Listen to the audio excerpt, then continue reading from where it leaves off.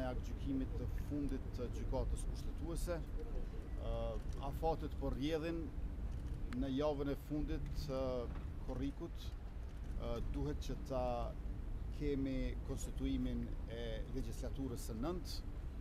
Do të bëjmë çmos që në frymën e bashkëpunimit me konsultime të dendura konstruktive dhe gjithashtu me idenë e konsenzusit apo kompromisit ta realizojmë këtë gjë në mënyrë që më pastaj të kalojmë tek formimi i qeverisë së re që i përgjigjet Kuvendit të ri të Republikës.